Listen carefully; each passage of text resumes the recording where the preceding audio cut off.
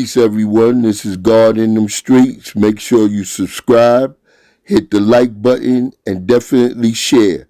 This video was made totally for educational purposes to make sure that the youth is not led in the wrong direction. So I go in the back. I had one of them crazy 357, like one of them shits from Clint Eastwood with the, like the holes down at the bottom. They looked sick. So I came out with the joint. I said, yo, motherfucker, you think I'm playing with you? And as soon as I pointed the hammer at him, I hear this loud ass noise. Like, boom! Like somebody set off a bomb. And guess what? Lads, that shit was really a bomb. Yeah, I was the first cat that Team-101 tried out what they call the spider bomb. Peace, everyone. This is God in them streets. Make sure you hit the subscribe button, the like button, and definitely share.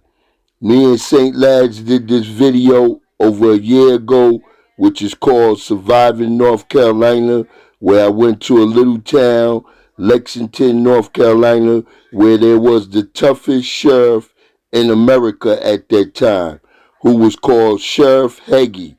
He was known for pink walls and blue teddy bears. But of course, like all other law enforcement agencies that have absolute power, it becomes corrupt. So in this particular remix, I'm going to give you the details which wasn't provided to you inside of that video. And this consists mainly of my motion for appropriate relief due to the fact that these officers were corrupt. So make sure that Team-101 tried out what they call the spider bomb.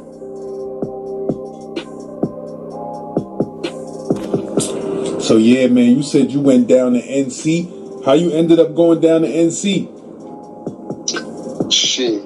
I had went down here before the college in 1980 to 84. But at that particular time, that's going to be another one for us too. That's called the Castle on Eastern Parkway in Troy. But anyway, my man Black Understanding, he was doing this thing down in Greenville and Little Washington, North Carolina. So I came down with him. And right around that time, that's when he first, Cats was transitioning over from the coke shit to weed and shit like that.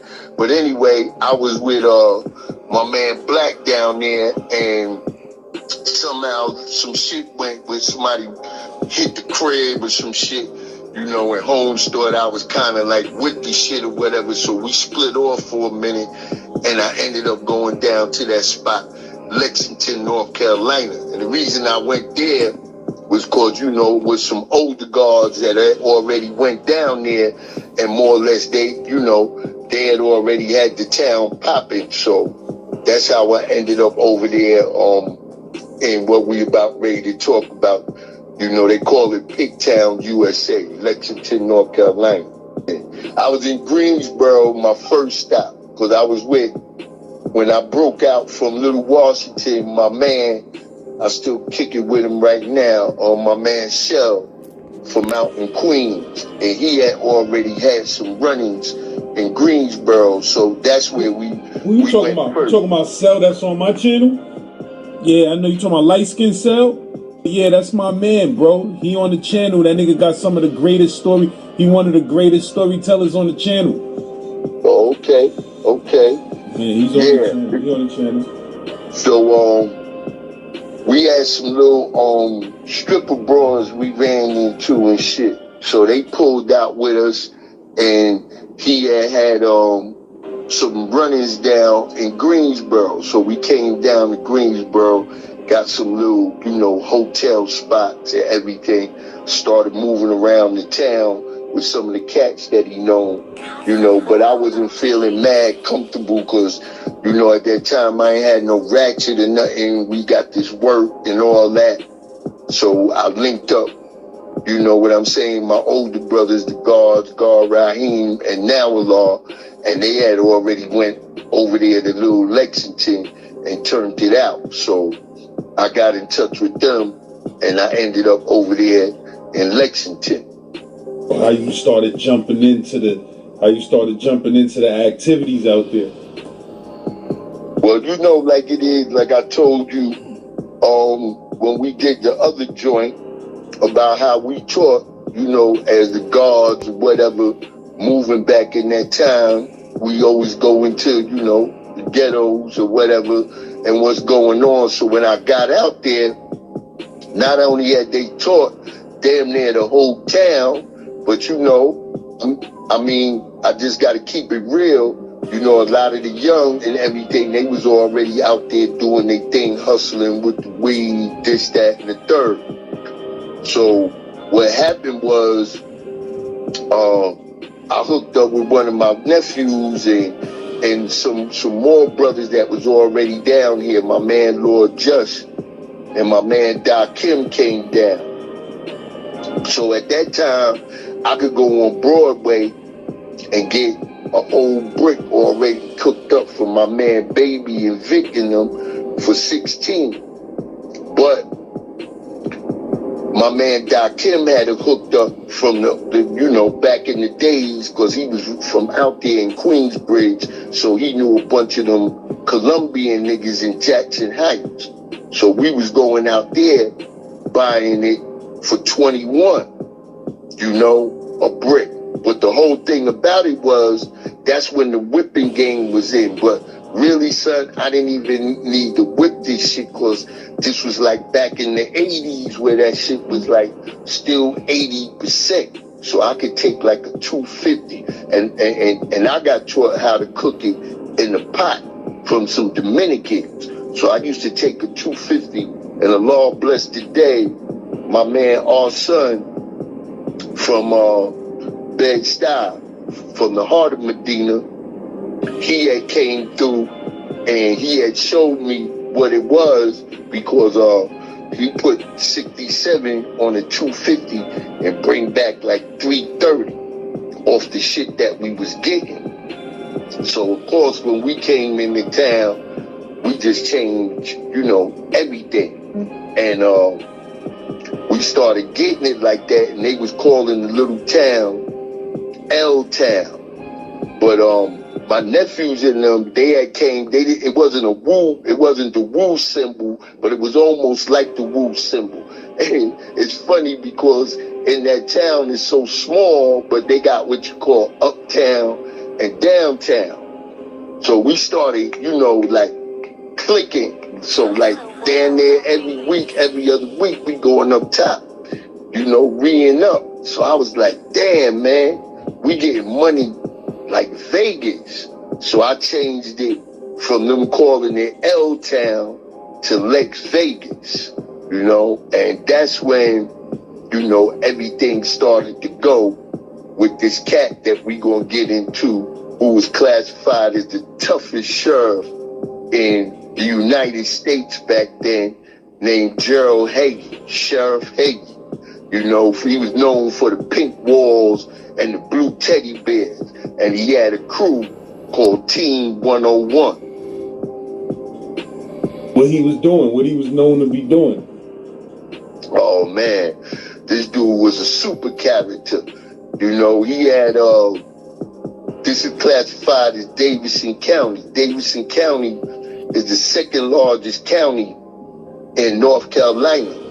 So Davidson County covered, like, on the stretch going down 85, it's from like Thomasville, Lexington, I ain't gonna say East Spencer, because East Spencer and Salisbury, that become Rohan County. But then that's just going down that part of 85, but then it branch off to 52. You got Tyrone, you got the main spot, which was on TV, a long time ago on the Geraldo Rivera show, where they showed them Klansmen and they got into a big fight. The girl said if there ain't no place else where the Klan is still relevant, it's Denton, you know, and Denton is a part of Davidson County. So he was, you know, the sheriff down here got more pull than the regular police department. So this cat just had full reign of all that Southmore, whole lot of other, you know, little spots. And he was doing his thing. In the General Court of Justice, Superior Court Division, 98CRS 21063-64, 98CRS 21958, motion for appropriate relief. To the Honorable Mark E. Class, Senior Resident Superior Court Judge for the 22nd Judicial District. First grounds, defendant respectfully contends that his convictions were obtained in violation of the Constitution of the United States and the Constitution of North Carolina. As second ground, defendant contends that the evidence is now available which was unknown or unavailable to him at the time of trial, which could not with due diligence have been discovered or made available at that time, which has a direct and material bearing upon the defendant's guilt or innocence. 1. That on March the 22nd, 1999, the Davidson County District Attorney's Office submitted 3 bills of indictment against the defendant to a Davidson County grand jury. A bill of indictment alleging trafficking in cocaine, alleging possession of controlled substance with the intent to manufacture, sell, or deliver. 4. Alleged maintaining a dwelling house for sale of controlled substance. 6. The grand jury returned the true bill of indictment in each charge on March the 22nd, 1999. 7. The defendant pleaded guilty to trafficking in cocaine, maintaining a place for controlled substances, possession of controlled substances with intent to manufacture, sell, or deliver. 9. The defendant spent 170 days in the Davidson County Jail prior to entry of plea. 10. That Detective William Monroe Rankin Jr. worked for the Davidson County's Sheriff Department as a vice narcotic detective and materially participated in the search, seizure, arrest, and conviction in these matters. 11. That Detective Douglas Edward Westmore, therein referred to as Detective Westmore, worked for the Davidson County Sheriff's Department as vice narcotics detective, materially participated in the search, seizure, arrest, and conviction in these matters. 12. That Detective David Scott Woodard, therein referred to as Detective Woodall, worked for the Davidson County Sheriff Department as a vice narcotic detective and material participated in search, seizure, arrest, and conviction in these matters. 13. that Detective Rankin, Westmore, Woodard were indicted by a federal grand jury in Greensboro, North Carolina on December the 7th, 2001 for charges involving drug distribution, violence, and violation of civil rights. These are all his Team 101 participants. Like I said, this case is heavy. 14. That Detective Rankin pleaded guilty to depriving an individual of his civil rights and conspiracy to distribute antibiotics, steroids, in the United States District Court, Middle District of North Carolina. That on October the 1st, 2002, Detective Rankin received an active sentence of 31 months in the United States federal prison. See attachment Exhibit F. 16. That Detective Woodard plead guilty to wrongful use of threats, force, violence, and fear, carrying a firearm during crime of violence, and the conspiracy to distribute cocaine, hydrochloride, marijuana, antibiotics, steroids, MDMA in the United States Federal Court, Middle District of North Carolina. 17. That on July the 19th, 2002, Detective Woodall received an active sentence of 324 months in the United States federal prison. 18. That Detective Westmoreland pleaded guilty to wrongful use of threats, force, violence, and fear, and conspiracy to distribute cocaine, hydrochloride, and marijuana in the United States Federal Court, Middle District, North Carolina. That on September the 19th, Detective Westmoreland received an active sentence of 124 months in the United States Federal Prison. 20. Detective Rankin signed the search warrant for the defendant's residence and was listed as a complaint on the arrest warrant against defendant. 21. That Detective Woodall and Detective Westmoreland materially participated in the search of defendant's residence and seizure of items from the residence. 22. That Sheriff Gerald Hege Sr., thereafter referred to as Sheriff Hege, also participated in the search and seizure of the defendant's residence. 23.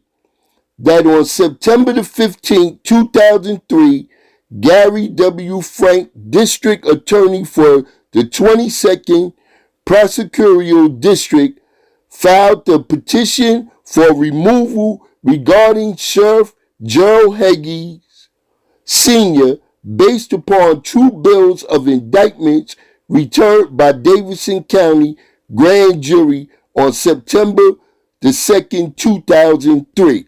This is all after I had already taken the plea. 24.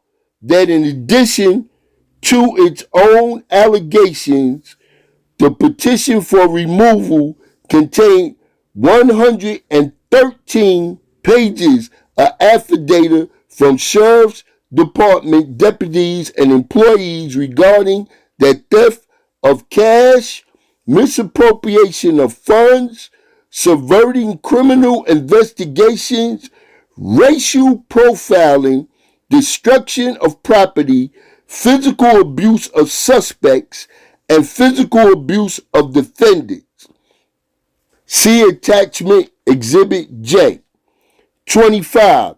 That on May the 17th, 2004, Sheriff Hege pleaded guilty to 2 counts of obstruction of justice. 26.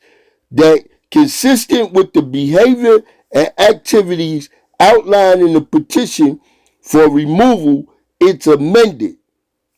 The inventory of seized property filed in 98CR 2105, which is my case, failed to list certain items which Sheriff Hege and or various detectives removed from the defendant's residence, meaning they stole a lot of stuff out my crib.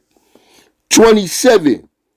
That the inventory of seized property filed in 98CR 21058 states that Detective Woodard found 803 in the living room. However, additional 800 was taken but not reported on the inventory sheet. It was way more than that.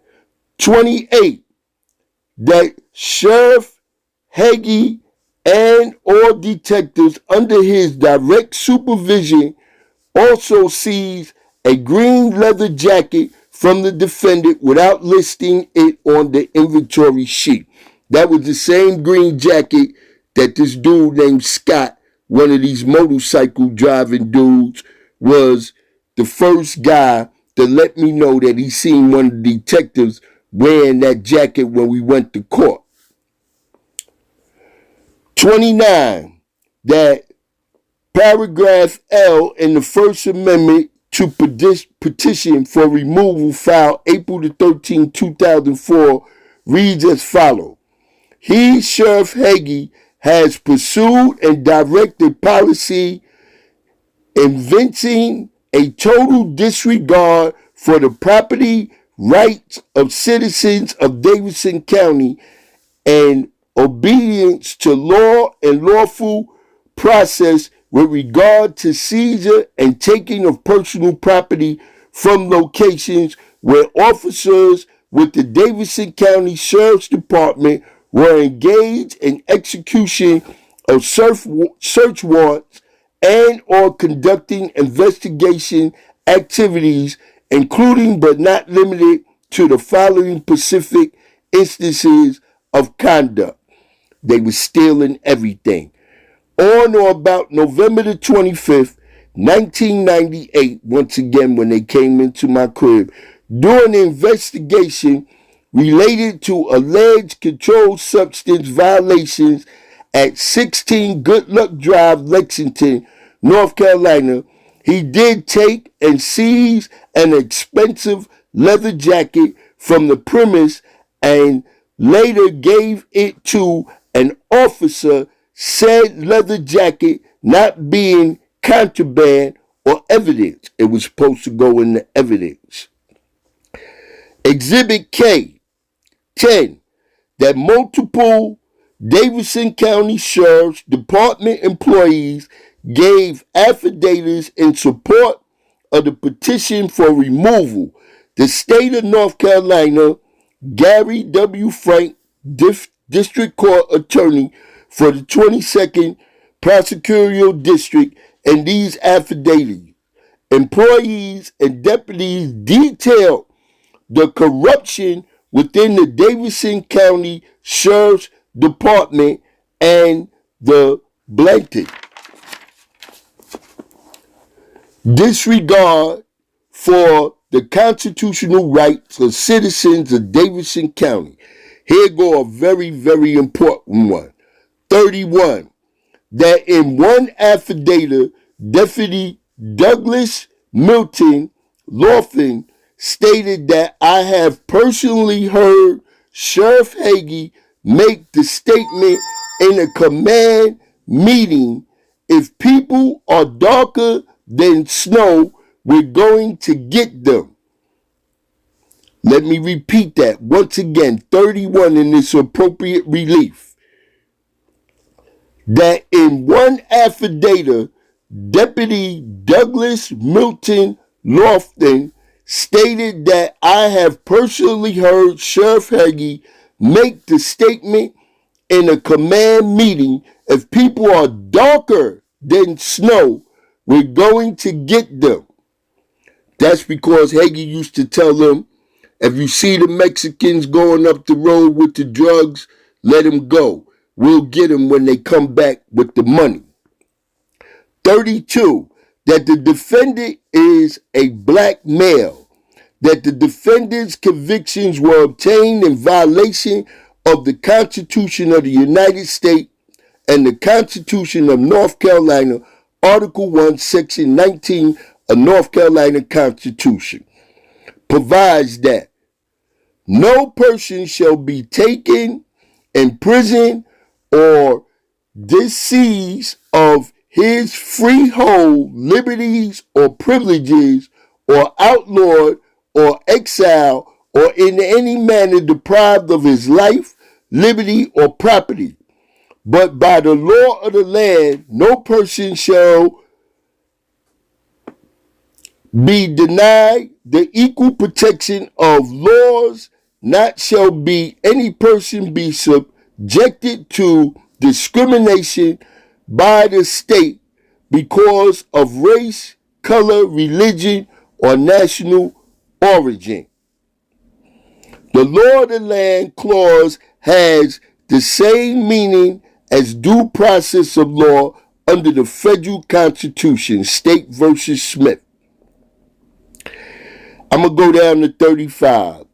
That substantial due process protection prevents the government from engaging in conduct that shocks the conscience of interferes with rights implicit in the concept of orderly liberty, State versus Thompson. 36. That example of conduct prohibited of truthfulness or untruthfulness of a witness in a judicial setting includes the use of false identity, making false statements, or affidavits. I'm going to take y'all down to 37. That the state and federal court documents demonstrate that Davidson County Sheriff Department employees engaged in serious criminal activities such as conducting unconstitutional searches and seizures, stealing money and or personal property, selling drugs, protecting drug operations, providing false testimony, racial profiling, and 7, physical abuse. 38. That the pattern of conduct of Detective Rakin, Detective Westmoreland, Detective Woodard, and Sheriff Hege revealed through their subsequent investigation and convictions also describes and fits their actions during the defendant's search, seizure, and conviction. Such conduct is contemplated by interference with rights implicit in the concept of order, liberty. According to the defendant's convictions were obtained in violation of the Constitution of the United States, the Constitution of North Carolina, through the illegal actions, corrupt and racially based law enforcement officers. 39. That the evidence regarding the actions of Detective Rakin, Detective Westmoreland, Detective Woodard, and Sheriff Hege were unknown to the defendant at the time at which he entered his plea, nor could these facts have been discovered or made available through due diligence. I had already told him that this dude was corrupt back in 1998, but it didn't catch up to him until the early 2000s. 40. That given the popularity of Sheriff Hege and the sensationalized atmosphere surrounding the Davidson County Sheriff's Department in 1999, defendant believed that the merits of his case did not matter and that he could not win at jury trial. You know that in a little racist town like that, and this guy got everything on hold. 41, that the corruption and constitutional violations within the Davidson County Sheriff Department, the convictions of the Sheriff Hege and Detectives Rakin, Westmoreland, and Woodard, and the facts brought to light during their investigations would have had a direct material bearing upon the defendant's guilt or innocence. Of course, I wouldn't have went to jail because of these corrupt cops. 42, that had the information known today been available to him in 1999, the defendant would have requested a jury trial rather than enter a guilty plea. I definitely would have. Based upon the information above, the defendant respectfully contends that his convictions were obtained in violation of the Constitution of the United States and the Constitution of North Carolina pursuant to North Carolina General Statute 15A-1415. Based upon the information above, the defendant further contends that evidence is now available which was unknown or unavailable to him at the time of trial, which could not, with due diligence, have been discovered or made available at that time, which has a direct and material bearing upon the defendant's guilt or innocence. So that means that if I could have proved that these guys were corrupt, Team-101 and Sheriff Hege, the supposedly toughest sheriff in America at that time, then I would have definitely took it to trial and won. He was on it so hard, lad, that Busta Rhymes and them cats, and it's been repeated over again, but Busta and them said, yo, we ain't going through there. We not taking 85 going through there with this crazy cat, because his thing was with the Mexicans to let them ride up with the drugs, and when they come back to knock them with the money. I done been in locked up down there with Mexican big boys, where they got one car that's moving with the drugs in the front, and they in the second car in the back. And they got so hip to that, they was stopping both cars. So when they knocked Holmes, he had about like maybe 8 bricks. They only charged him with 2. He had like $120,000 in cash, and was only like 40,000 reported on his paper. Because you know how that go with us cats. So he got cool with me. Plus I know that law real well. And he started telling me the bill of particulars with the case. So I know for a fact, outside of it just being mentioned, that was one of his things, to let the Mexicans go up with the drugs.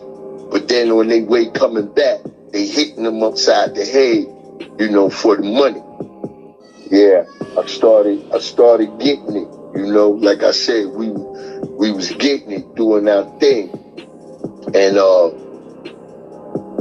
what had happened was he had ended up catching a hard on for us. And even though this is classified and anybody can look to nowadays, Lexington, North Carolina is mostly known for, the pig, they barbecue. But because we was down here teaching so hard, we got to jail to stop serving pork. So, like anybody in most places, most times, they get a hard on, because could you imagine being in a town like that and now all of a sudden all these You know, young is going to school, changing their names, born life, you know, law B, almighty, knowledge. Like, even though that town was small, that was like one of the highest, most concentrated towns in North Carolina with 5%. You know, our rallies, our parliaments used to be full. And what was so crazy, right, is that a lot of the little Caucasian cats that was out in the street, my man Amp, I forgot the other one name, but anyway, I would meet these dudes, you know, on state or whatever, and they was Caucasian, and they used to go into, you know, the mess hall, and they wouldn't eat no swine. So a lot of the you know, Caucasian white boys asked him like, yo, why you don't eat pork? He's like, yo, because I hang with the guards, and I know swine ain't good for you. You know, that's how much we had influence, you know, that whole particular town, you know, herbs, everything. As a matter of fact, I missed some of the pictures that I could have sent to you with that. Might find some before you edit this and put it together. But yeah, that was one of the main reasons. And on top of him hearing now, you know, these New Yorkers is down here. And we had ended up, matter of fact, me and the brother was just talking the other day, Born King, and we was just talking about if they wouldn't have started selling them knockoff bags, but my man Lord Just had ended up with a store on Main Street, right downtown. You know, in downtown, they got all of those porcelain pigs and everything like that. So we had ended up, we had a store down there, and as we go down and with everything, I'll tell you how that came back into play, because at that time we were selling Johnny Blaze leather jackets. That's when Fat Joe was out real heavy with the 560, you know.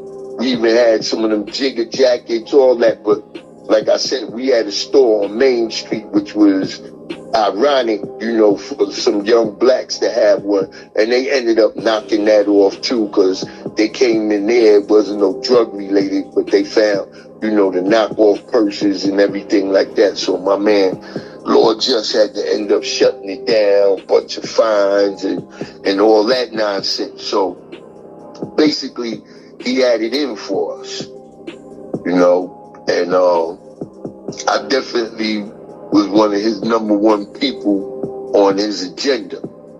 I was playing a dangerous game down there in them type of towns with Klan is still running around and all of that. Absolutely. So, like I said, man, they was busting everything, man, because later on, you know, come to find out, they all was dirty, but he wasn't the one out of all of them that went to jail. But before we get to all that, what happened between me and him, I might have got like, I want to say maybe about an 8-month run or something like that, you know. And then that's when the jig was up. First I moved from, I was on the outskirts in this little spot, littler than that, because it wasn't Reedsville, it wasn't Reedville, it was Reeds, Reedville. And my brother lived out there, and he lived so far off the road, and that's considered like the county, you know, so you could shoot guns, all that. So I was living with him for a while, and I left out of there, and I ended up, which I know I shouldn't have done. And I even had fake ID and all that stuff for, you know, moving around with shit. And I didn't get it in my fake ID. And I took the crib from my man, Lord Justice. It was on Good Luck Drive, which didn't end up being too much good luck, right? Because what happened, I got back, and I hit my man Justin them with something like about a biggie, and they were supposed to go to Salisbury and serve this cat, and I was supposed to let them hold it, but I was on my way to Norfolk, because my man Lou Tiny and all them, they was dealing with the Wu, and they had they had a clothing store, Wu clothing store, and Tiny and them had some type of restaurant. And I was supposed to be going up there to deal with them. But when I went over my man Justin them crib to see if everything was gone, they said, nah, you know, we only sold 4. So instead of my dumb ass just letting them keep it there, you know, because it would be like little shaky shit with some individuals. So I'm like, nah, let me get my shit. So I took it back to the crib. I had it back then. I was stashing that shit up in the VCR. You know, them big ass VCRs. You could take them apart. So I had got in the crib, and this cat had called me. And he had started talking some, you know, like drug shit kind of, and I was like, yo, man, what you talking about? I ain't selling no drugs, but he used to always come over and with the fish and cook me some croaker fish. I'm trying to remember this cat's name right now. His family was real popular. It'll probably come to me anyway. But we had the conversation. I'm like, yo, man, just come over. Whatever you gonna do. You gonna bring the fish. So he bought the fish or whatever. But the whole time, I don't know that this nigga's already working with these cats, Hege and them. So he get over to the crib. He got the fish and everything. I might have had like maybe a quarter or something or some salt up on the microwave. So I let him in, boom, boom, boom, and everything. And I went to use the bathroom. So I used the bathroom. I came back out of the bathroom. And so happily, I looked over by the microwave, and the shit had like a little bit of coke in there. And I knew it was like about 8 grams in it. So I picked it up. I'm like, yo, man, the fuck you doing? He was like, yo, what you talking about? I said, what I'm talking about? So I'm a little tipsy too, because I had been drinking some hang dog and shit. That was another reason why I didn't get on the road to go to Virginia too. So I go in the back. I had one of them crazy 357. Like one of them shits from Clint Eastwood with the, you know, like the holes down at the bottom. It looked sick. So I came out with the joint. I said, yo, motherfucker, you think I'm playing with you? And as soon as I pointed the hammer at him, you know, I hear this loud ass noise. Like, boom! Like somebody set off a bomb. And guess what? Lads, that shit was really a bomb. Yeah, I was the first cat that Team-101 tried out what they called the spider bomb. You know? And that shit blew up. Now, in New York, you know, I would have been thinking this nigga got some niggas trying to run down on me, but then, you know, us being in the P's, you know, it ain't like the South where they main thing in the South is this home invasion shit. You know, but we come from the P's with them steel doors, so if anything, a nigga trying to get you going in or coming out, nobody ain't gonna try and kick your door in or anything. If anything, they'll shoot at your door or whatever. So I'm like, I'm phased for a minute. So I'm like, damn, this ain't no robbery. It's showing up. Niggas kick. Boom. Spider bomb went off. Next thing I know, it kicked in the door, and these cats come in like on some real LA task force shit, all dressed in black, you know what I'm saying? They got even the black face mask on, like they, you know, like they in Mexico dealing with the cartel or some old shit. M16s, all that. But now they got me down on the floor. I'm like, damn, I act like I'm gonna pass out. Them motherfuckers put the cuffs on me or whatever. And they rolled me over. And next thing I know, here come this cat, Sheriff Hege. So when he walks through the door and he sees me, He said, so you the one they call God. He said, guess what, God? In New York, you're just a guppy. But down here, you're a shark. So it was on and popping. So what had happened was my man Just was coming back to my crib to get some of them 4 that I had, right?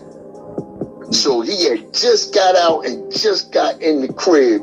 So we all ended up, you know, getting locked up together, except for the cat that told, man, I don't know why his name ain't coming to me right now. But anyway, they got me and Just in an ambulance. Cause they got the news there, News 12. So while we up in the ambulance, lad, right? All of a sudden, one of the police get a call on his walkie-talkie saying, yo, Charlie caught a heart attack. Charlie caught a heart attack. That's one of their police or their team, right? This nigga's 37 years old, lad. Guess what happened to this nigga? When they busted my joint, right? I had 58 grams of crack. And I had like another 76, you know, because like I told you, it was a biggie. I had like another 76 or 78 of the powder. But remember, I told you I wasn't going to Broadway. I was going to Jackson Heights. Well, we was going to Jackson Heights. And that shit was still like that pure shit from back in the days. So guess what happened to this nigga, lad? The nigga ended up catching a heart attack. Wow, he was sniffing some of the shit? Word, son. And when they ran into the spot?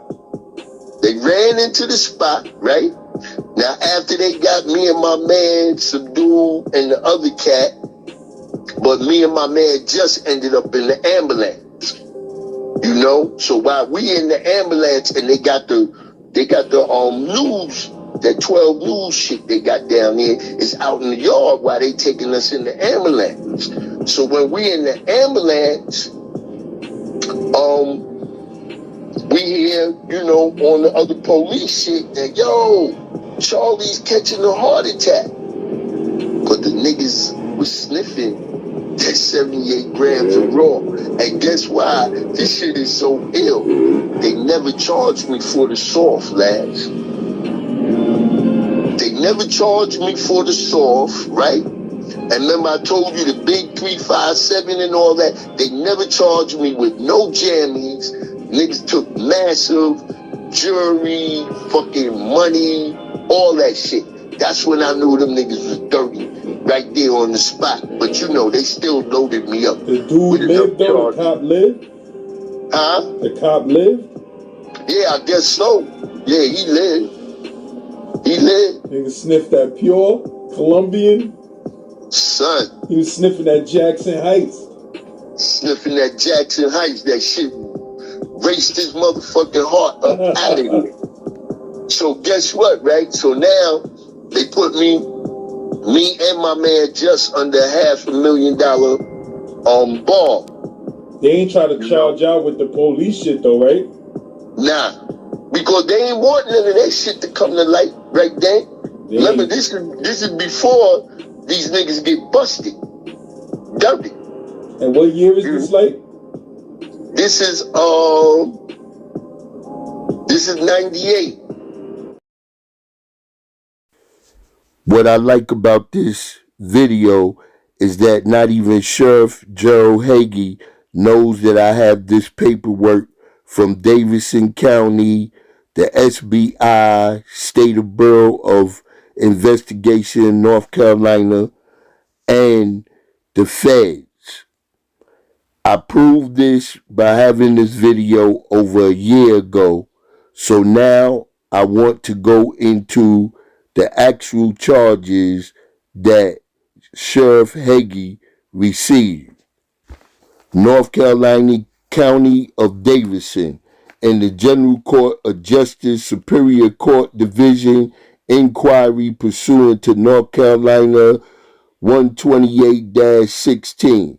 State of North Carolina, XRE Gary W. Frank, District Attorney for the 22nd Prosecutorial District versus Gerald K. Hege Sr., Sheriff of Davidson County, defendant. This is a petition for removal and motion to immediately suspend from office and notice of removal hearing.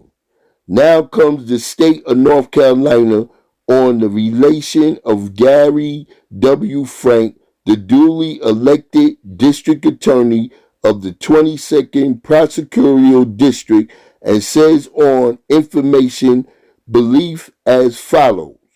The defendant, Gerald K. Hege Sr., is and at all times alleged herein was the duly elected sheriff of Davidson County, North Carolina, having first taken office on or about December 1994, and being elected and having taken oath of office for 3 consecutive 4-year terms of office. He was last administered the oath of office in December 2002. This cat was in office 3 terms, 12 years. That's why he became so corrupt.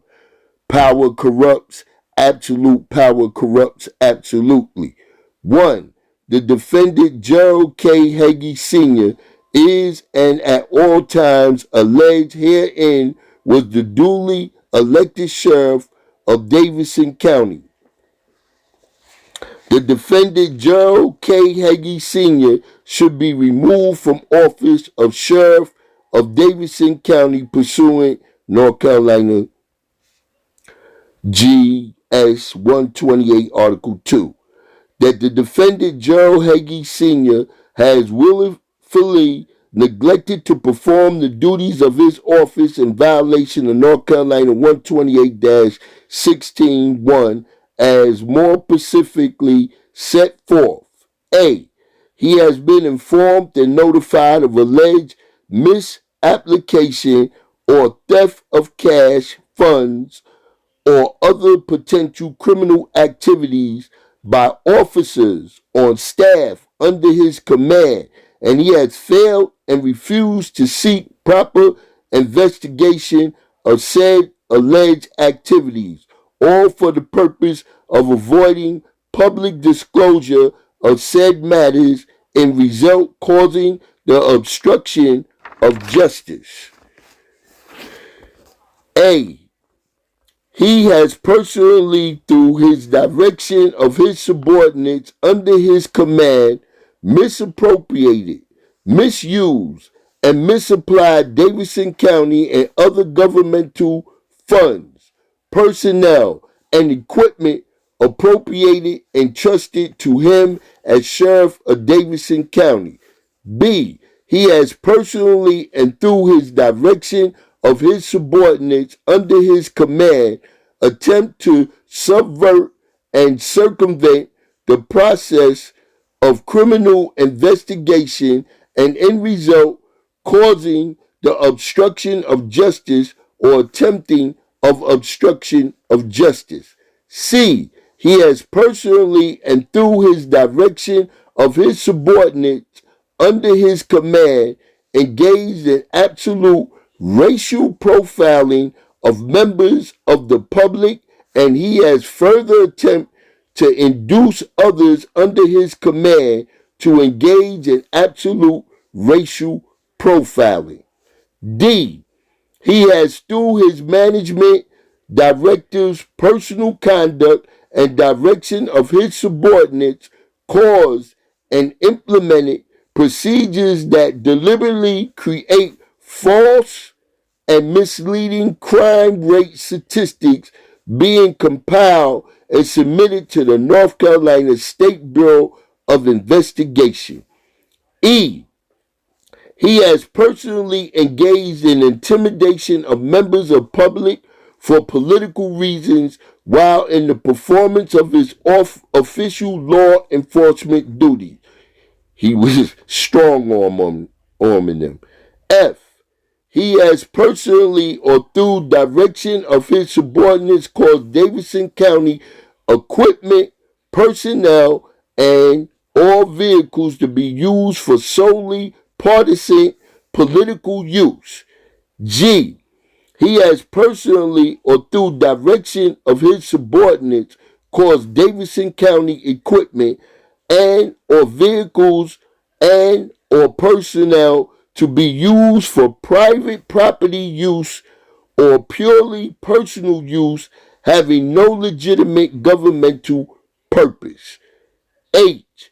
He has personally or through direction of his subordinates institute a citation quota system for certain officers under his command and directed that they issue a specified number of citations to citizens during particular shifts or time periods under penalty not being able to go off duty if said number was not issued. I. He has personally or through direction of his subordinates habitually and repeatedly engaged in extremely dangerous and reckless conduct while on duty and in government-owned vehicles. Said dangerous and reckless conduct has endangered his own subordinates and employees, and also endangered citizens and members of the traveling public. Said conduct showing a total disgrace for law and setting an example for his subordinates of disregard for the law and the safety and welfare of the public. I'm going to tell you what that was about. He had this spider car. He had nitrogen tanks in it. And he got caught on the highway by the state trooper driving that car at 188 miles per hour. That the allegations set forth in paragraph 3, 4, and 5 above herein are supported by sworn affidavits attached herein as exhibits together with index of said affidavits being page number 1 through number 113. Attached hereto, the content of said affidavits being incorporated by reference as full set for herein. This is what his officers, and the counts that's held against him. That the defendant, Gerald H. Hege Sr., within the preceding 30 days, has declined and refused to be interviewed by agents of the law enforcement agency that is conducting the criminal investigation into the allegations of criminal misconduct related to the conduct described in paragraph 3 and 4.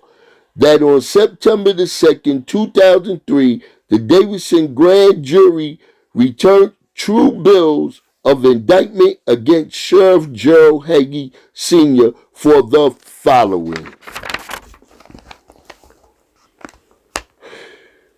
Count 1. Count of endeavor to intercept all communication, felony. Count 2. 1 count of aid and abetting endeavors to intercept all communication, felony. Count 3. 1 count of aid and abetting obtaining property by false pretenses, felony. Number 4. 5 counts of obtaining property by false pretense, felonies. Number 6. 5 counts of embezzlement by public officer or trustee, felonies. Number 7. 2 counts of common law obstruction of justice. So there you got it, folks. Those was his charges Everything is real. We will continue with this video from St. Laz. Just want to let y'all know this is a true. I got there around the end of 97 going into 98. So like I told you, we had like a good like 8-9 month, vainglorious run, and then, now it came time to pay the piper. So yeah, so they kept the 78 grams of whatever raw. I was in charge with that. They kept the gun. I might have had some other shit besides the 357, but none of that shit I was charged with. The only thing they charged me with was the 58 grams of crack. Now, you know what that they going, that's anything over, and that's what stopped me from selling. I never sold no cocaine down here like that on no big level ever again after I got knocked like that. Because once I went to court, them niggas told me 28 grams is classified as trafficking, and now trafficking carries an automatic 42 to 70-something months. So you're talking about maybe around 4.5 years minimum to like 7.5 years. So they charged me with that, possession, manufacturing, all the shit that they could possibly charge me with. So when I get down there, the one little cat that used to have the town sold, my man Duck, he had just came home from the feds, but they had knocked him again. And I was serving him. Duck was throwing the illest parties and shit. Yo, shit was wide open back then. And mind you, like I said, we getting it. So he was knocking back in there on the violation and all that shit like that. So he said, yo, Shy, you got to get my lawyer. So I was like, who your lawyer?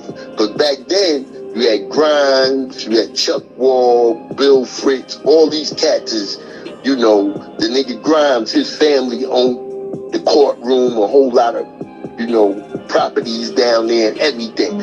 But back then, you could get them type of dudes, and even if you wasn't a local and you had money, those were the type of dudes that could get you through. But happily, this cat, Chuck Wall, was actually Sheriff Hege's personal lawyer. So I ended up giving him like around 19 racks for the case. And what happened was, now mind you, Laz, the Beacon, HDM, all that shit, I take the Allen any day, son, over being locked up in this nigga's jail back then. We talking about 98, you 23-hour lockdown, you got pink walls, blue teddy bears, and it's the dungeon. They done built the new jail since then. What you mean, pink walls and blue teddy bears? Yeah, I know you done seen it because you done seen this shit. Pink walls and blue teddy bears with drops, teardrops coming down. Painted on the walls? Painted on the walls. That's the whole paint for the whole jail? For the whole jail, son. Not let you, I don't know if you in the rapist squad, because and then that was the shocker right there when motherfuckers couldn't wear their street clothes. We talking about 98 and this nigga got us wearing them striped orange and white fucking suits. Right? And you got, and mind you, the old jail, they called it the dungeon because that's what that shit was like. A dungeon, old shit, like, each I was in cell block F. That's where he ended up getting the TV. I just don't want to go too fast with all this shit. But yeah, so we on 23 lockdown, and then when they go like on their raids and shit, and they raid in Thomasville and Lexington, even though they small towns, that's all Midway, all that shit is in Welcome, all that shit is in this cat's jurisdiction. So when and mainly, like Welcome, Midway and all that, those are the outskirts, Tyro, but Lexington and Thomasville is where all the blacks is at. So when they go through on their scoop now, the 2-man cell, he's got like 4 4 or 5 niggas in there. You know, niggas sleeping on the floor and all that, and then you got cats that's sleeping outside the cell. That's like on the beach, as you just said. So he packing this shit up, sardine-like, you know, and you down underneath the ground, all that. You don't even see no daylight or nothing, because you know they got the catwalk with the ball. That shit was crazy. So I'm bugging now, because I'm down here in this type of shit, and I'm like, yo, this is crazy. And mind you, lads, we got no TV, we get no outside rec. They supposed to had a library with law books in it, but come on. So if you down there now, unless you go into court or you getting bailed out, nigga, you stuck. You so stuck like Chuck. Until when they do take you upstairs to go to court, you gotta cover your fucking eyes like a vampire, because you ain't seen no sunlight in 6 or 7 months. You know? So that shit right there was crazy. So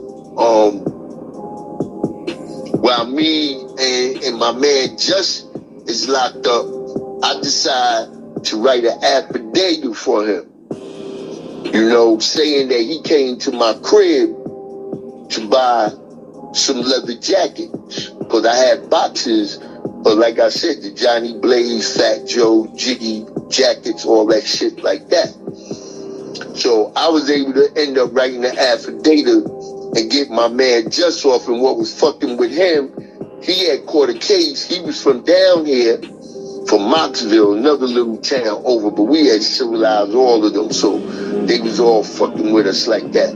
And Just had caught a case going to New York, the cop of Biggie or whatever, and he got busted up there on Broadway or in his car or some shit. So he ended up having to, you know, do a bid in New York. The only thing was that he was able to get that shop shit. So he had did that, and instead of him waiting for them to, you know, clear all the paperwork up so that he could go back to North Carolina with the shit to do probation, he just wanted to get out. So he ended up getting an apartment with another dude for $800. Yo, was at me laughing. He said, yo, Shaw was in there 1 bedroom, me and my man, $800 with rats and all this shit like that. So he had broke out and came back down here. So he was virtually on the run. You know what I'm saying? From the shop probation shit. So I helped him out, wrote the affidavit. His people got him a live lawyer too. Plus, his people had plenty of money out there from Moxville. They real big out there and everything. So they got him a real good lawyer, and they ended up dropping the charges on him. And New York came and they extradited him back, and he finished off about another like maybe 12 months or some shit on that, and ended up he was done with that. We ended up back later on another charge on state, but that was with my man Just. So while we in there, it was funny cause some cat, I ain't even know the cat or nothing, but he was operating out of High Point and thought he was doing something slick by having a stash house in the littler town, which is called Thomasville. Because, you know, High Point to this day has always been known for the heroin, you know, them and Durham. So he was over there doing this thing, and this, you know, I ain't gonna say an idiot because, like I said, my name is legally changed, Shabu B, law and all that, but I'm not using my shit in the South doing no dirt. But he's down here somehow. They bust him with 7 kilos, and he calls himself Unique Law. So mind you, lads, I don't know shit about this dude. So after they knock him, the same little dirty police, you know, this cat, Detective Cates, he thought he was like some Tango and Cash type character. So him and a couple of his other funky. Once again, this video is used for the sole purpose of educating our youth against crimes and possibly making sure that they don't run into no corrupt law enforcement agency that might be willing to not only lock them up but take their lives away.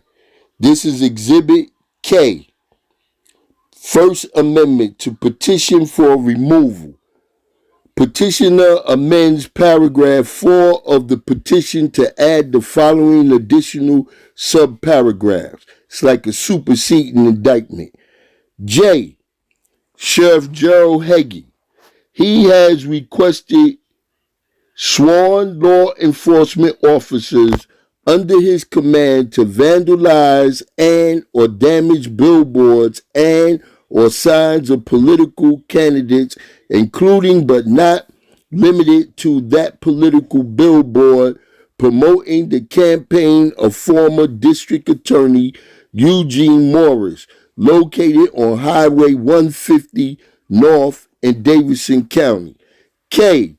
He has directed sworn law enforcement officers under his command to supply Davidson County Sheriff's Office law enforcement surveillance equipment to a Davidson County Department supervisor for the purpose of secretly listening in on private conversations of Davidson County employees in spite of the protesting of said officers that said use was illegal. This is very important. L. He pursued and directed a policy evincing a total disregard for the property rights of civilians of Davidson County and obedience to the law and lawful process with regard to the seizure and taking of personal property from locations where officers with the Davidson County Sheriff Department were engaged in the execution of search warrants and or conducting investigation activities, including but not limited to the following specific instances of misconduct. I. 1 or about 25/9/1988, during the investigation relating to alleged controlled substance violations at 16 Good Luck Drive, that was my crib, Lexington, North Carolina, he did take and seize an expensive leather jacket from the premises and later gave it to an officer, said leather jacket not being contraband or evidence. That was a green Johnny Blaze jacket. On or about February the 5th, 1999, during the investigation of alleged activities of Tarleton Gilmore Jr. and the execution of a search warrant at 3139 Denton Road, Thomasville, North Carolina, he directed officers of Davidson County Sheriff's Office to seize certain furniture and appliances per authority of Sheriff Hege. He later, without legal process or valid authority, directed the officers of Davidson County Sheriff's Office Vice Unit to take and use a number of furniture and appliance items to furnish a house at 710 Tussey Street, Lexington, North Carolina, used by the Vice Unit. Said items remained at said location until 2001. So he got furniture stolen out of a house that he was seizing and then used it to set up another house in the hood to surveillance crimes and drug dealing. During the investigation of alleged criminal activity and search at a location in Welcome, North Carolina, he removed and seized a large United States flag from the premises, said flag not being evidence or contraband. During the course of criminal investigation and execution of search warrants in his presence, he allowed and or directed the unnecessary destruction of personal and real property in a manner inconsistent with reasonable investigation methods, meaning he tore your house up and destroyed everything in it possible. As a common practice and directive of officers under his command, he ordered the seizure of items at locations of criminal investigations and searches, even when said items were not convincingly evidence or contraband. When officers question or object to such practices, he berated said officers and threatened disciplinary action. If you went against his word, you was done. He developed and utilized a code word for directing certain officers under his command to physically abuse suspects or defendants that he considered disrespectful, combative, or impolite. He would tell said officers to take such individuals on a van ride. Let me repeat that again because that's very important, because when you have officers that got guns and everything, they got your whole life in the palm of their hand. He developed and utilized a code word for directing certain officers under his command to physically abuse suspects or defendants that he considered disrespectful, combative, or impolite. He would tell said officers to take such individuals on a van ride. Number N.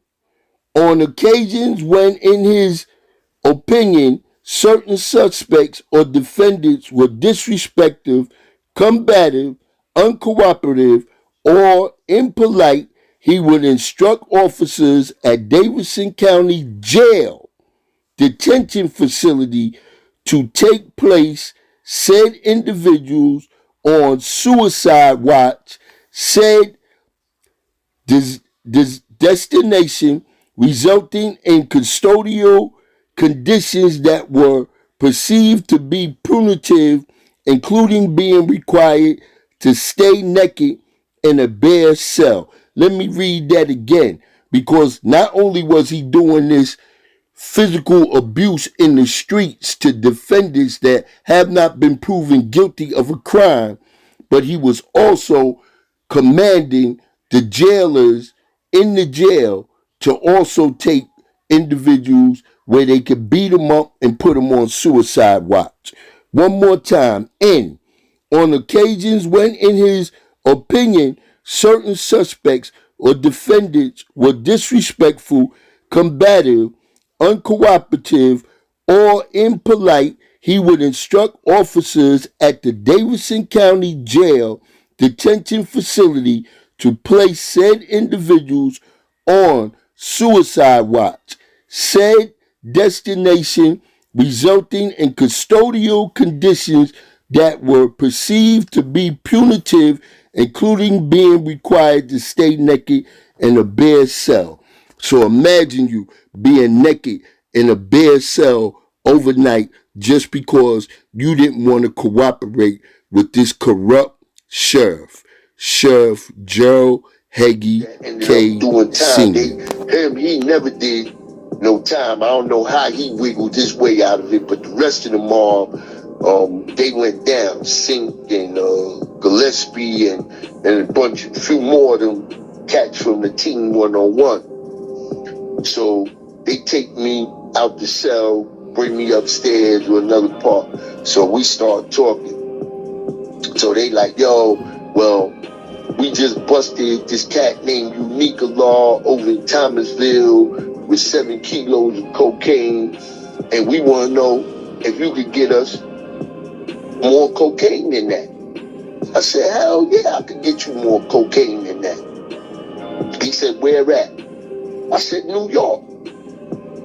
the only place I know. Because, you know, I'm thinking, lad, if these niggas is dumb enough to take me uptown to my man Baby or Vic or any of them, because, you know, uptown shit, you could go in, they could take you through an alleyway, and you coming out, you know, 2 blocks over or some old shit. So I said, these hillbilly, you know, he was a Navy SEAL and all that. So I got partners. I was in the, you know, in the military way and all this shit. I'm like, this dumb motherfucking so-called think he some Tango and Cash nigga. The niggas take me up there with some money or anything. I'm out like the gingerbread man. So what ended up happening was that was the shit that they was able to use, you know, later on down the line. Because remind you, I told you that the cat, Chuck Warm, my lawyer, was the cat Hege's personal lawyer. So because they said that I was willing to cooperate with them to get, you know, the 8 kilos of cocaine, was how they used that as a justification to give me a deal. So I ended up doing 16 to 20 months. And that was another trip because I went to this shit, you know, they had the minimum camps, and they had one called Dan River down here. And that shit was bugged out. And once I got there the first day, you know, I see all these white boys lined up with blue suits and all that shit, and they say Dan River Farm. So I'm like, man, the outside gang crew, I'm like, motherfucker, I'm not picking shit. If I gotta pick anything or anything like that, I'm going straight to the fucking box. They getting me up out of here. But anyway, they got, you know, like Elmira and downstate, you know, receiving. They got a spot out in Salisbury. They call it the Pumpkin Patch, you know. And I had met my man Lil Shy. That's another story. But anyway, that's how me and him hooked up. And he was from the East. So when I got there, like I said, I was ready to buck. And then I went down there and I seen my man Shy come. They put me on the south side. He's like, yo, you got to get from over there, God. That's where all the savages is. Just go tell the sergeant that you got beef with one of these country niggas from the street and they gonna move you. And sure enough, that's how it went. He moved me over to the north side. And, you know, that's where most of the cats that was from up top, you know, and a bunch of, once again, supposedly 5%ers and shit like that. But once I came around, I got motherfuckers on, you know, they lessons hard body. And I taught a bunch of motherfuckers there. And they, you know, back then, and well, I think the brother got relief, but we was STG, just like the Bloods and the Crips. So if they find any type of lessons or anything like that, that's an 8-1 charge. But I worked the outside road gang for a little bit. And then, like I always do, I get into some type of school and shit. So I got in the school shit, computer technology. And back then they had the floppy disk. So you know what I did, lads? I put the whole 120 on the fucking floppy disk. It just started hitting everybody. And it was so crazy. They had this lieutenant named Lieutenant Burgess. This motherfucker had red hair. He was like one of them honor guard like type niggas, and he could never really make it as a police, but somehow he got in there, ended up lieutenant. You know, everywhere they had a little so-called gang lieutenants and sergeants. So motherfuckers used to raid my locker and shit and find the lessons and shit. And after a while, he was like, man, just leave him alone, man. That's King 5%. That's what he used to call me and shit. But he couldn't do nothing with me. So yeah, I ended up getting 16 to 20 months out of that shit. And like I said, ended up at that damn river spot. You say you ended up where? It was called Dan River. That was state prison? Yeah, that's state prison. Yeah, that was a minimum. And then I ended up later on getting another charge, and I ended up what they call across the street at the Medium, which is called Yanceyville. You know? How that shit was. All that shit was crazy, you know, but, you know, it is what it is. Oh, the shit that was live was, when I got locked up, then, you know, you got $40 clicks. You could have cash money on you. You just couldn't have nothing over a $5 bill, you know? So, you know, all my hustling shit go right into play. I ended up with all the canteens on the north side except for one, which was I Block. Because I Block was where the dudes that worked in commissary, you know, all the white boys that had the jobs doing the electrical work and all that. So that was they shit. So I ain't step on their toes, because as the white boys complain about you trying to do anything with what they got going on, then, you know, them niggas gonna come down on you and ship you. So I had, first when I got there, the other guards, my man Life, he was down like 10 years, you know, already. Him and Ramel was cutting hair in the barbershop, and they had the canteen.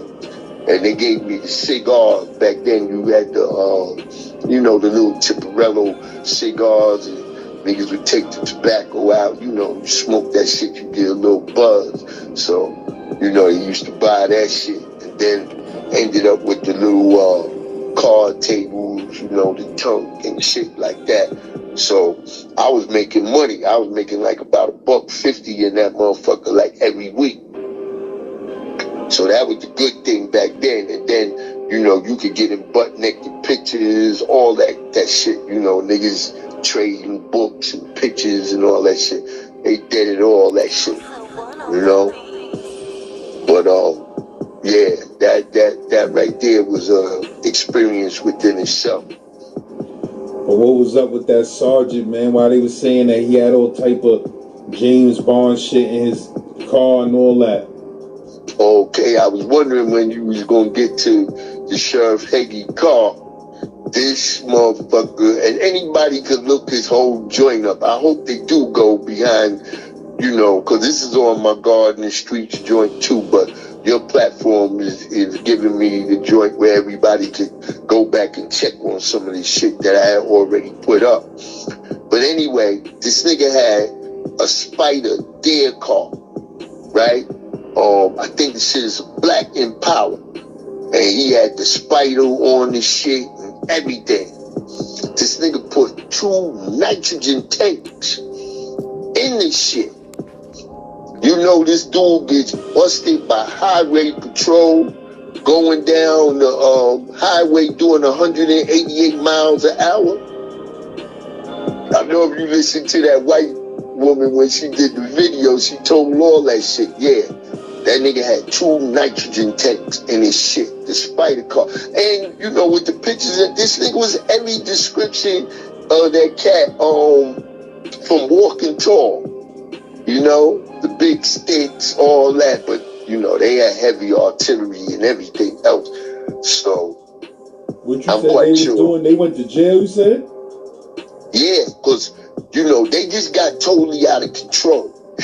You know, first he was with us, and then he started busting, because when Hege was in the town coming up, this nigga was a known bootlegger and all that type of shit and everything.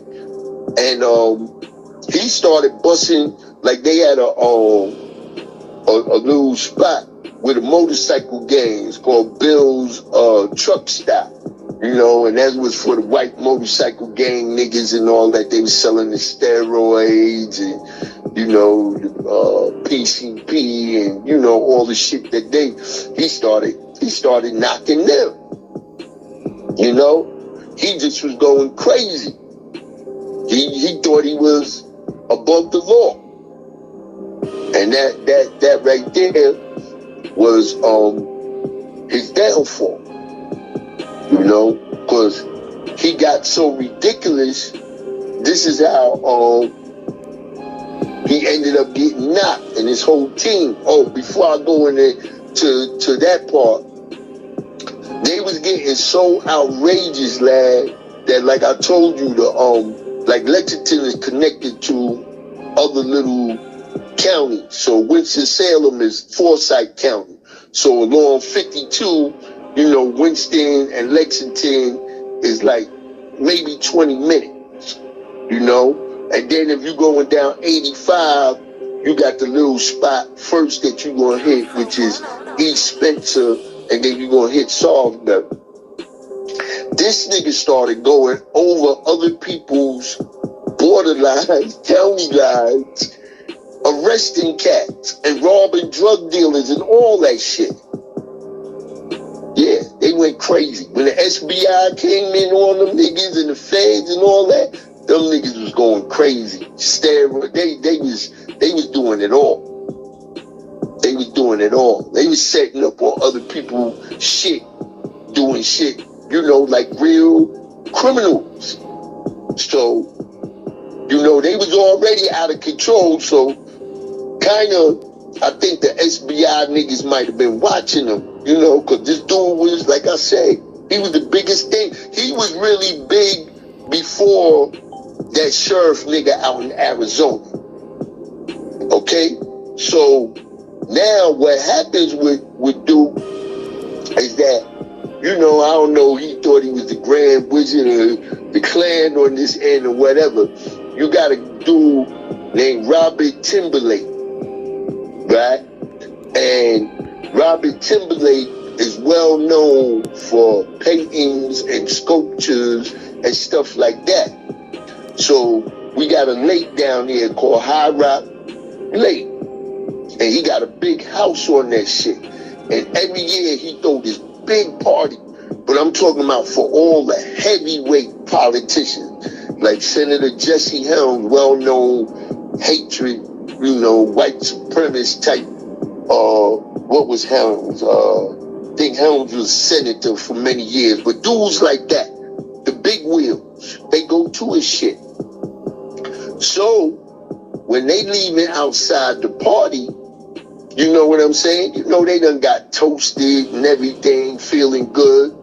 But they the big wheels. This nigga decides to set up a roadblock on them and locks up the big wheels. Yeah, for drunk driving and shit like that. Call himself, whatever. I'm going to show that I'm the number one cop and all over. That was it. That was the beginning of the end for him. And they put them SBI niggas on them. That's the State Bureau Investigation. And then the feds came in too.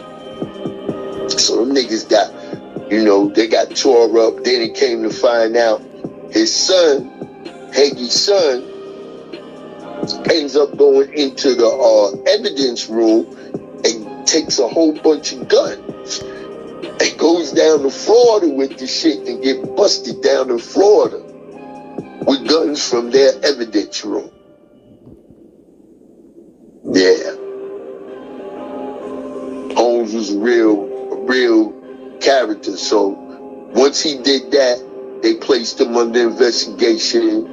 All that shit came out that I was telling you from the beginning about him robbing the Mexicans for money and everything else. And they just, was corrupt in all type of ways. So I think Wes Monahan and Sink, two of the dudes might have got like 20 in the feds, and 2 or 3 more of them got like maybe 10 or 15.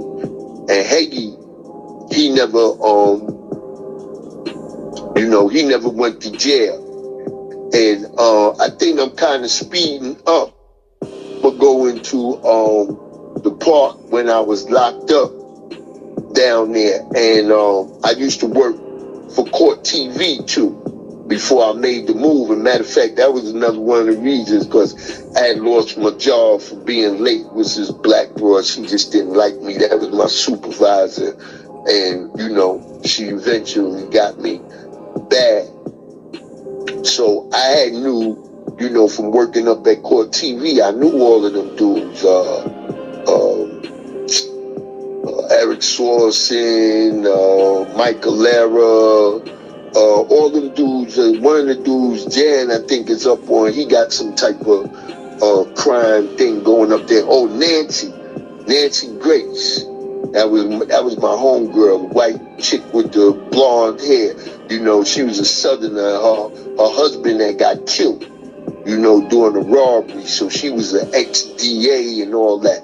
But, you know, they painted her like she was one of them Southern racist broad, but she wasn't nothing like that. Matter of fact, she used to call me in the office just to wipe a little spot off of her wall or something and give me like $30 and shit like that for doing it. But that's how I got the pictures with Johnny Cochran and all that, because I was working for Court TV.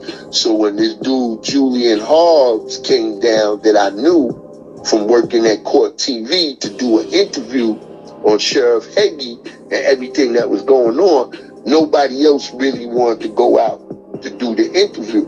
But because I knew the dude, Julian Hall, I decided to do the interview because how the fuck, you know, he be boasting up everything, you know, he busts you with a few ounces and all of a sudden that shit is worth 80,000 and, you know, just jacking shit up and everything else. And I'm like, yo, ain't nobody really making no money. Motherfucker might go up there and buy some shit, 500 an ounce or some shit, come back down there and make 900. But this dude is over exaggerating and, you know, they be violating a lot of laws.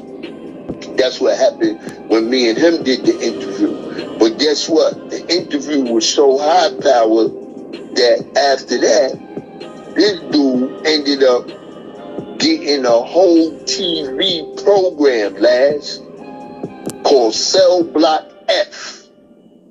Yeah, look that shit up. And he was rolling. That's why he never forget me. Matter of fact, behind this one, ain't no telling. I might be able to get him to jump up on my motherfucking channel. But that's how, you know, we got, because I ended up, you know, helping them get that joint Cell Block F as the toughest sheriff in the United States with the pink walls and the blue teddy bears. But he ended up, you know what I'm saying? Like I say, getting bagged with all of that, all that dirty work that him and his team was doing. And I sent you the pictures, Team-101, the joint, how in the jail, you ain't supposed to, when you speak is yes man, no sir, and all that. But we still ended up having that on lock, because back then, you get busted with any type of lessons or anything like that. Your ass is up shit creek. But you know, I'm righteous, so a lot of shit that cats used to pull, for instance, there's one cat, Powerful, big country, you know, out of the woods, just naturally strong, you know, dude. But he was one of the ones never really wanted to learn his lessons, and he just wanted to bogart the white boys and do all type of shit like that. So, you know, I used to keep him in check, you know, and the white boys used to go back and tell the sergeants and shit like that, like, yo, you know, New York, that's what they called me. Like, you know, he played fair. So what ended up happening, all the guards came to see me down there. And that shit was crazy. They put you in a little sweat tank, and all you got is like a little, you know, like the little metal with the holes in it. Like, people could barely see you. That was back then. Like, now they done got a little bit more up to date with the phones and all that shit. But back then, like I said, the whole jail was like an old dungeon. So they came to see me. It was a fine-ass white sergeant named Tiffany. You know, Allah, bless the ones returned to the essence. I think she died on a motorcycle. But I was so hooked in with her. The guards left me a bunch of pamphlets. My brother, Dumar YD, who was the national spokesman of the nation back then, and he used to write all these different type of pamphlets, you know, how to civilize, the uncivilized, and all that. But anyway, they left the shit, and the broad, you know, she brought all the lessons and everything to me. So, yeah, that's just how we had shit rolling down there in the county. But they was like, yo, brothers was like, you go on state, don't get caught with none of this shit. And sure enough, I went on state and I took all the flags off of the pamphlets except for one. I got in a beef with one of the COs because we used to play cards and dominoes on the top of our blanket. And you know, you always got one of them niggas that want to come in and be a jerk off and everything else. So he came in, yo, y'all can't play with the blanket, this, that, and the third. So me being me, you know, I'm speaking up to everything. Nigga waited good till I was locked in by 11 o'clock. And the motherfuckers rushed my cell and they found, you know, the joint with the flag on it. So after that, I had to go see this lady named Miss Martin. She was the, the gang lieutenant intelligence officer. So she get me down there, and I got G's branded on my arm from the college, right now a fraternity, but a social fellowship called Group 5 Group. So I get in there, you know, and she start asking me a bunch of questions about the lessons and everything. And one of the questions that she asked me, she said, why do y'all 5%ers remember the lessons like that? I said, well, Lieutenant Martin, you see our guys go out every day and they lift crazy weights and all that so they can get all, you know, muscular and look good when they go home or when somebody come to visit them. I said, the same way you exercise your physical is the same way you got to exercise your mental. So by us learning our degrees at a young age, we exercise a part of our brain that we normally don't use, which is called memorization. So when we teach our children at a young age how to memorize their lessons, then just like with me, I learned 120 when I was 14 years old, and from that point on, I never had a problem with school. You know, so he had a black officer, you know, always your kind, one of them jigaboos, minstrel man. So he over on the side listening to the whole conversation. So finally she get to the part where she see my G's, you know.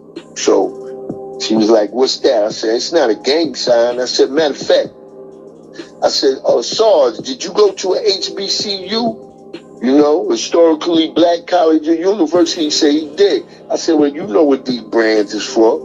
I said, you know, this is Group 5 Group. He was like, yeah. So by the time we finished with the conversation, she said, I'm not going to validate you as a gang member. She said, I think that you're one of the originals and you really are about what you say that you're about and everything else.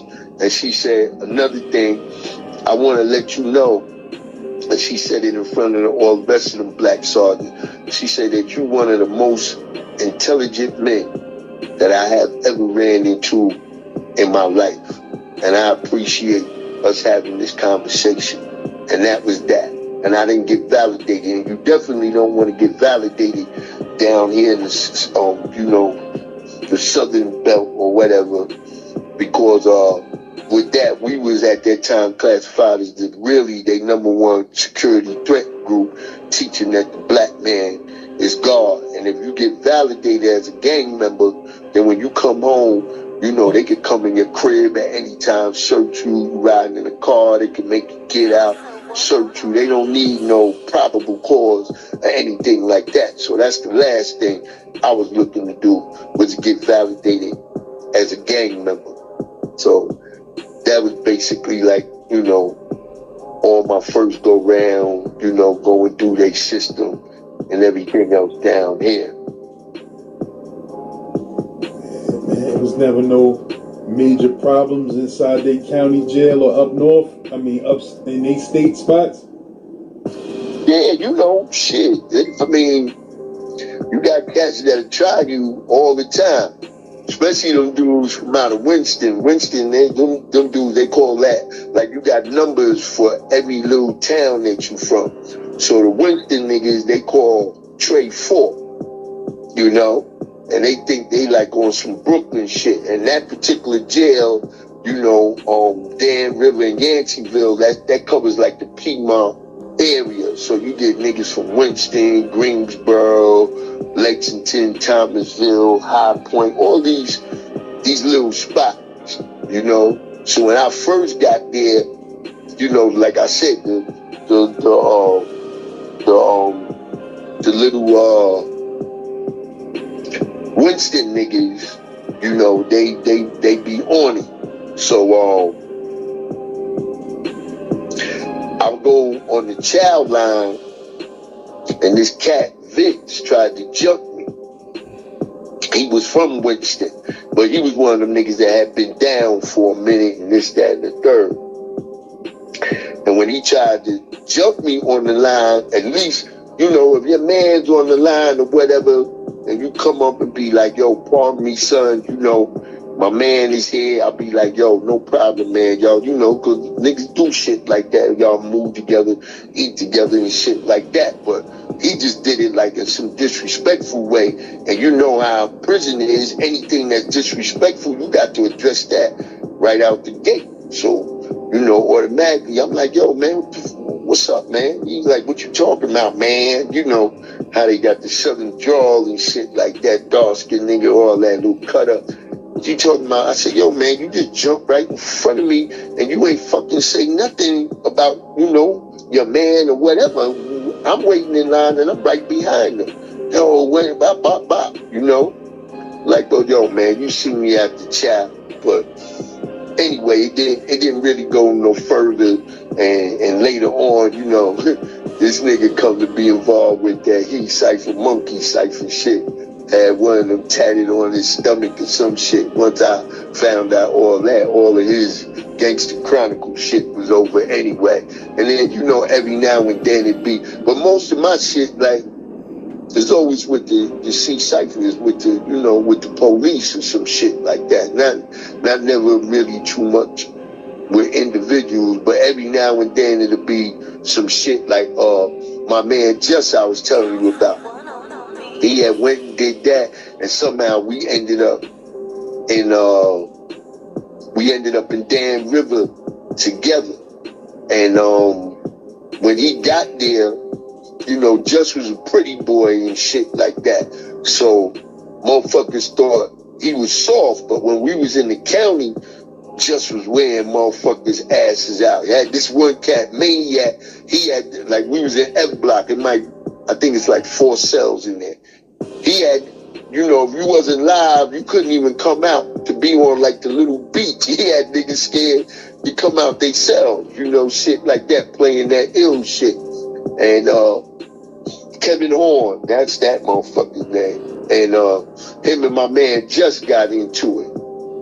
And he thought he was gonna pull that Maniac shit on him and just, you know, wore his ass out. So when we got on state, it was some other kid from Salisbury. He was getting some money out there because, you know, a lot of these country boys, they, you know, they do their thing too.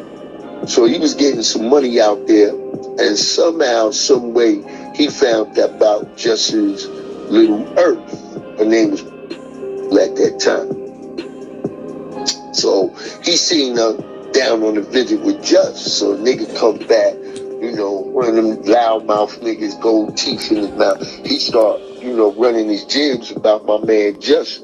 Queen being a hoe, and, you know, he done freaked her, and bop, bop, bop for dough, this, that, and the third. So quite naturally, it gets back to Just. So Just like, yo, Shy, I got to approach this cat with this situation. So of course, Just approached him. And you know how Negroes is. He want to get all loud and play tough and this, that, and the third. But he don't understand. Just as a light-skinned different animal. Because you know when light-skinned motherfuckers is bad, them motherfuckers is some bad motherfuckers. And Just was one of them motherfuckers that was nice with his hands, and he hit harder than a motherfucker. So we worked it out where, you know what I'm saying, they could get a one-on-one. So it was, I think they had like H block, I block, whatever the fuck that was over there. We went into one of the blocks where it's like a blind side where the police can't see going into their bathroom. So sure enough, him and Just get it on. Just gives him the business. Whoops him out. You know? But he one of them loudmouth niggas, so he had braids, you know, but just had braids too, both long hair.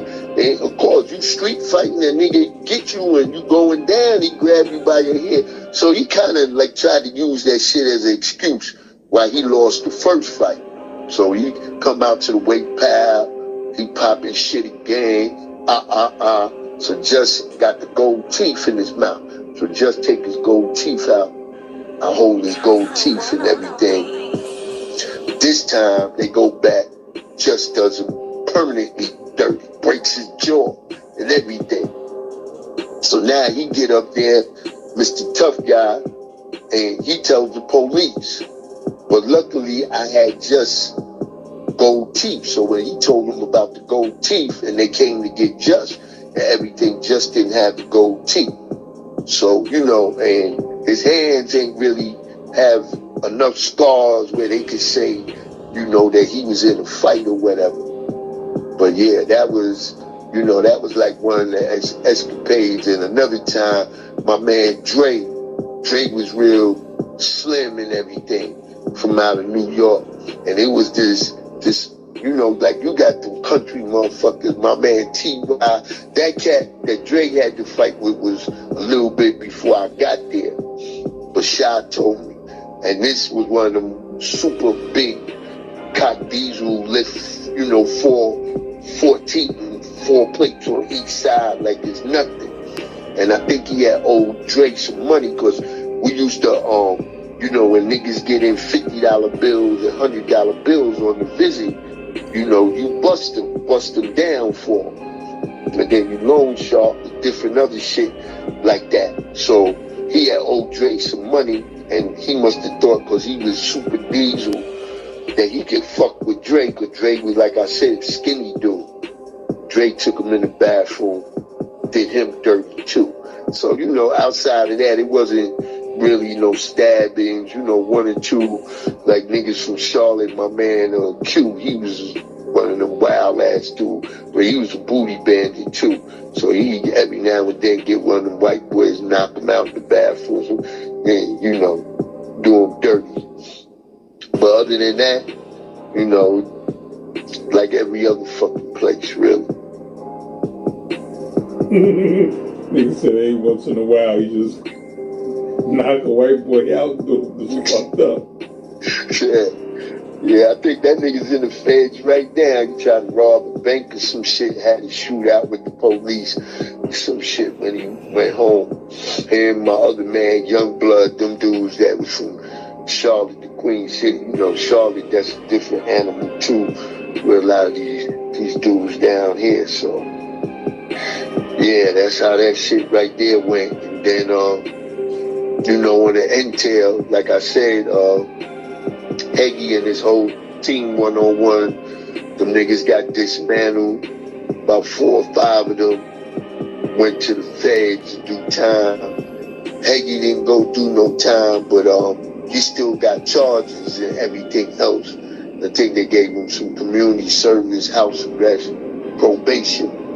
And after that, the nigga came back and ran for sheriff 2 more times. You know? After he got out of jail? Yeah, well, he never went to jail, but, you know, he had the charges and everything else. You know, and he was running again, and he just wouldn't have been able to carry a gun because he had the felony. And what before it used to be, you had to wait 15 years to get something expunged or whatever, you know, so that you could be able to go back to being a normal citizen with, you know, citizen rights and stuff like that to be able to run for office. But they ended up making it, they brought it down from 15 years to 10 years. And he ran 2 more times and he lost, you know, and he basically just faded into the sunset, you know. But, yeah, anybody after this one, I'm quite sure a lot of people, they got to go and look this character, Gerald Hege, up. Because like I said, man, he had it on lock, you know. And he was just doing his thing, man, doing the Mexicans and, you know, the blacks. And You know, a couple of whites too. If you ain't fit into his program, then you know he got you too. But basically, they got busted for all that shit. You know, selling. They were selling steroids, weed, coke, dope. They was like on them with them 30-30 niggas up in Harlem from 30th Precinct when them niggas got busted. All the corruption shit. But yeah, man. Sheriff Gerald Hege, he was something else. But they'll see that cell block. Anybody go back and watch. I don't even know if they play any of his reruns or anything on any of these channels. But they might be able to look it up and see something on YouTube. He had that TV show, Cell Block F.